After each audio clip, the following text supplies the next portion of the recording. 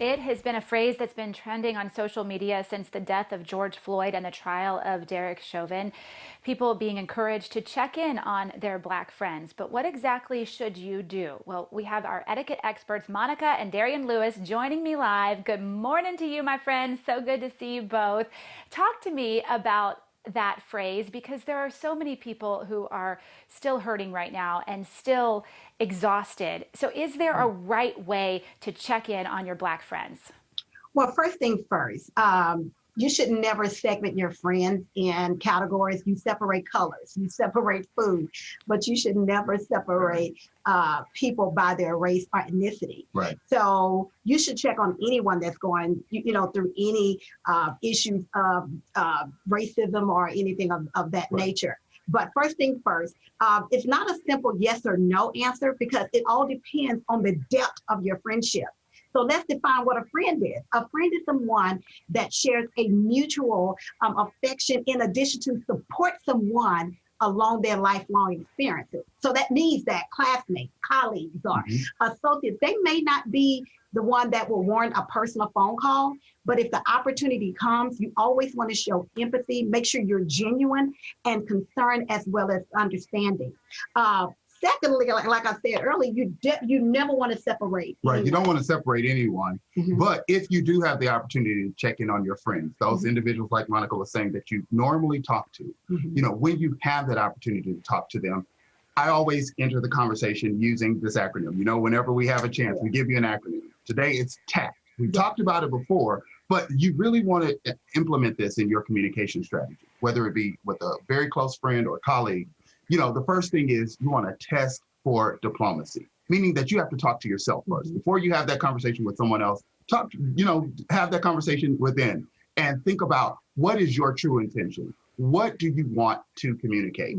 And then you move to ask questions. Once you have those internal feelings secure, you ask those questions to your friends that seek clarity and understanding, to understand how they're actually feeling. What's their response? What's their reaction? And then you want to communicate with empathy, understanding that racial trauma has happened. And if it happens to one section of our society, it impacts the entire society. So you want to make sure that you understand and you communicate from a place of understanding. And then you want to take time to listen. That's the last T and the most important. When your friends are telling you that they're feeling overwhelmed or they're feeling relieved or they're still concerned, you want to listen to that response and then offer up ways in which you can support them. Or if there is nothing that you can necessarily do to change it, you can at least continue to have the conversation and continue to be that listening ear. And Monica and Darian, you mentioned how you don't want to necessarily just call up any friend if it's somebody maybe who you're only Facebook friends with and it's not somebody that you would normally talk with. So are there other ways that you can show your support right now beyond this? And what would you suggest?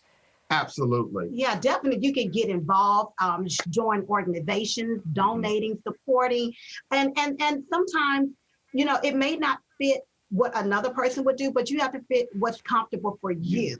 So you may not want to post something, but you can definitely join an organization. You can definitely, help bring awareness in the community of some sort. Right. And also the most important and the most meaningful way that you can get involved is you can hold those around you accountable. Yeah. Whether it be your children, whether it be other friends or family members. When conversations of a racial nature arise and you hear something that is, divisive or is something that is exclusionary, you want to hold that person accountable and maybe say, hey, well, consider it this way, or put yourself in their shoes. Because when we hold those individuals that we're closest to accountable, it helps to change the dynamic for the entire society. I mean, each person is responsible for setting what's acceptable in the society. That's what really etiquette is all about. It's those acceptable behaviors. And when we allow injustice or if we allow racial inequality to continue, we as a society have to do whatever it takes to reverse that.